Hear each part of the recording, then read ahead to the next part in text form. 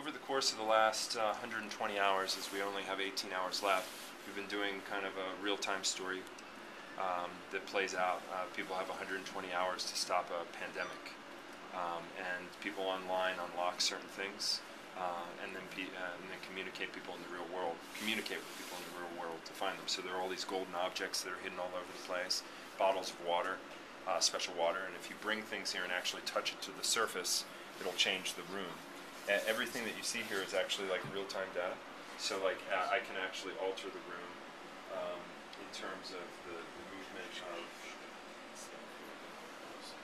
So you'll see that the room behind you changes.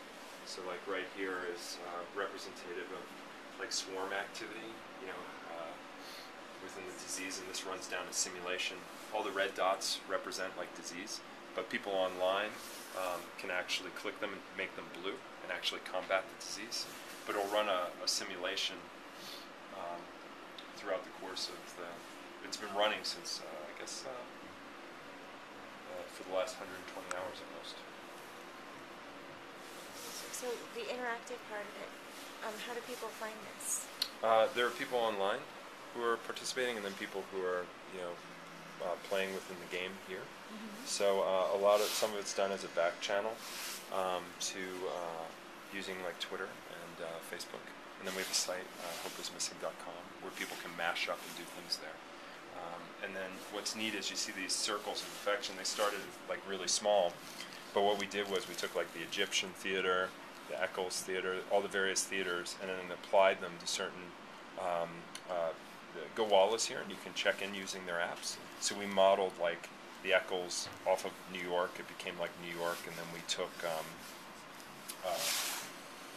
the Egyptian and made it like Los Angeles. And so anytime that somebody actually went into those locations and checked in, they would become a part of the infected, you know. And so then it started to model off of it. So you have like an ability to kind of, let me see if I can take us into Park City. These are like different elements when you can kind of drop in and you can see behaviors within actual Park City. Park City's pretty infected right now. It's all red. I don't know if there's much hope for it. Yeah, bummer.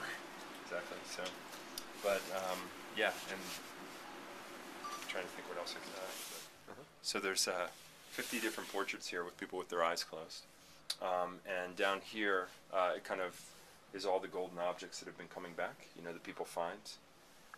And each of these objects has a memory associated with it, and the various people are connected to these memories. So like if you flip through the books that we have here that we did, you can take like a number of a person and then match them to an object, and you can actually get the story of the memory of that object.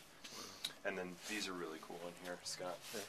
There's two of these that like travel throughout the festival, but it's like a connected toy where it has a thumb drive out of the foot, has an MP3 player out of its hand, and its stomach is a camera, and then its eye is a slide viewer. So it's like you can put your face up to it, and so when